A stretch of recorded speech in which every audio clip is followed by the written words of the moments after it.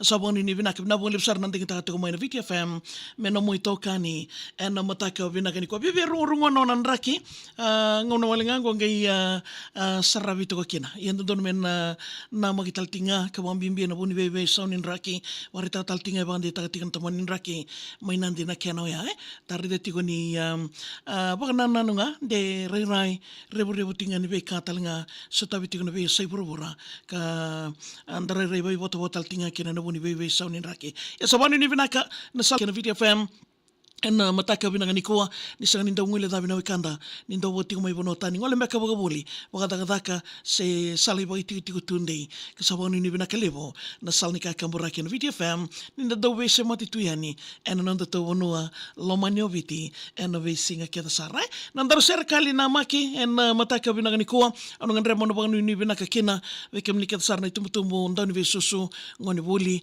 we kem ni naturanga marama ngasini boli ndingi tagitiko kena na salni ka kambura na VitiFM. Na nondaru Serekali ngona kene Vola o Epinori Siganiveidigidigi. MDS rua SAIVA. E matangu e vei deva i nei Vola, i Vola ngauna ni vei ambakiendre ninda tomboka. Duango e matalia e lomango saka meua wakarongoya, kalasi walu ni SAIVA isa meumbau talanoa. Sala vela tai au kalawa waka kinara. Ndabungalu o tambale na tambu nguto e asana koea. Au tawali andelana na vanga e tokeira, dambe mai kona sibikoso, soboni wuli rawagatawa. Mangonro District School e mata me meuduru. Ke mai misa lomandua sa rauta na tarawale e nanuko. MDS me talawe kilangi i sausau ki madawa me wukatumbo sa rawea ngani mai na ngasini wuli ke ira na i tumbo. Au talanoa ina ni mami wagawarau, vitu na kaloko e na vimataka sa tekewo na dolasau. Reo malolo sa randui ngole na kena wo ki nai maui ki nai matau ki mami se duki wo nga e nangele wagawoli e muri na marau. Ve mama ni lima na kena e kavinga, loma ni nema mi rumu ni wuli, tawindi na wusi sa wanga ngalunga. Ngoni wuli na taoni, e rakalunga ta ni levo veira na ka, ki na muka watanga ni koa, e ndaru na yada watanga. Social Science e na vea kavini tu city, au tarungi ira se vivaga toro i taki dawa e venganiti. Mendo saka na secondary school, somadake kona wuni, na police post saka ke ne ngunu ni benisini, mbita dake kona ndimbi. Wani wala me walaina e danra, noku na watonga talilevo na ondele ke vilaiwanga. Tani wanua kola, tombua na ndimbi wata kena mata, raika ngusui walo thombo na rembe seriana. Sandua na lona na yada i tonga sa dingo misaka, na vuni sa andewa saka ki wuli ni turanga. De laina moli ko wundali na chasiwa mesa tokara, mai na waimano ki na vinda koa o luo sa dhambe saram. Au lele waka ki na wanga ki laiko mata lima. Namuni matawura vei mbudha levo me wakambula. Na yango au shirawa e na ra kembuko ya mbolo vinaka saka mai nandomo i remenia.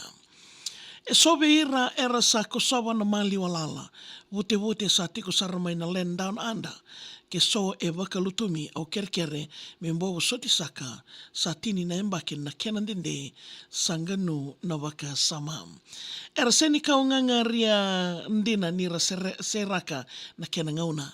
Ai wanglangau tu ni toso na viwali na soli sele na visinga. Au raive kemuni serni mbole langati wakabonga sa uni raki o lomalangi ni mamikalo me kemami woki tangila. Nandambe e ndela nyimbai veki mami e sengasara. Au toma sikina e so e ndau nonrei bala.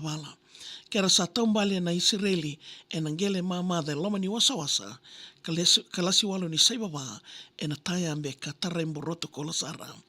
Au maisili masakala na ngaunindali, milinga metoso na mawe ni nonravinga ravi na itokani. Wakarurungi sagatu e na iviu ni nonravi liutaki, vinanduri ki maseki ngasini wuli kolinio takali. Nonra wata ira lango na ngone samba uyanga. Kalasi ni social science kimami esendrendre wakam. Natatandra sa mbauti mailangi wa sa teteresara mangonro secondary sandambe isarangoni sa waka wotukana. We indeed hit cloud nine, so to say, never chasing rainbows, deliberate our purpose stayed. Yoked together with years past and years to come comrades, on the national and global scale, we etch Mangonro's name. Sa sukata lendo ave ke mami, kina sosonga atamusuki kina na itiwo mera teiwaki. Tamainina ngasini woli vinagasaka na dola itavi, na iloloma sawo kina wawale diriboli ena mbewa nidhangi.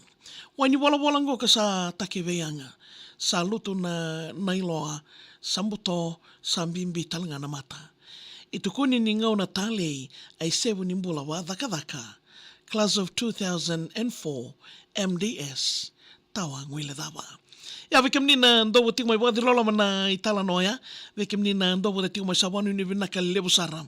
Kena korni woli kena veluta kena venga ravi sartalanga kena wanu atere sa lakoba tingmai MDS ena singa vina kena ya bikem ni sa sema tingmai sal nika kambura ken VitiFM bina wali sartalanga na ndingi taga tingmai na nondaru Serekali Namaki sendona atikin lako durumi dambeti na kena vendalana siro vina kena veitu kaitua ya kwa ngona kuningole da wakabotu kana sono bonua ersa ngole sartu kena na kena i so wo wuli mai kena nendo nanga unai ya na kena ya imbalolo ni banga nano bina bole sar mbiu wa Serekali mo wili kitoko ya ni mataka bina ngani koa na ya woni Serekali Namaki polana no Serekali email tanga mo via maria@vitifm.com.fg be mama ni diwa na be mataka moniti kena banga romboka genda unana makitoko mai kena na sal